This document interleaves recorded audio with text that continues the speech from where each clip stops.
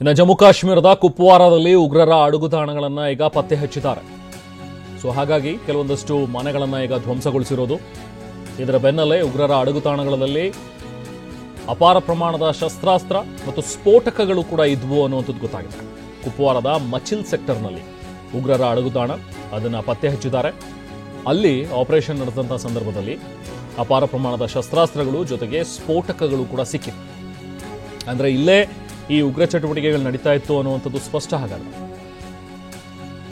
ನೋಡಿ, ಸೇನೆ ನಡೆಸಿರುವಂಥ ಒಂದು ಕಾರ್ಯಾಚರಣೆ ಸಂದರ್ಭದಲ್ಲಿ ಮನೆಗಳನ್ನು ಏನು ಧ್ವಂಸಗೊಳಿಸಿದ್ರಲ್ಲ, ಆಗ ಒಂದಷ್ಟು ರೈಫಲ್ಗಳು, ನೋಡಿ ಇಲ್ಲಿ ದೃಶ್ಯಗಳನ್ನು ನಾವು ನೋಡ್ತಾ ಇದ್ದೀವಿ, ಒಂದಷ್ಟು ರೈಫಲ್ಗಳು, ಅದಕ್ಕೆ ಲೋಡ್ ಮಾಡುವಂತಹ ಕಾರ್ಟ್ರಿಡ್ಜ್ಗಳು, ಜೊತೆಗೆ ಇನ್ನೊಂದಷ್ಟು ಸ್ಫೋಟಕಗಳು, ಹ್ಯಾಂಡ್ ಗನ್ ಕೂಡ ನೋಡುವುದು, ಪಿಸ್ಟಲ್, ಅದು ಕೂಡ ಈಗ ವಶಪಡಿಸಿಕೊಂಡಿದ್ದಾರೆ ಸೈನಿಕರು.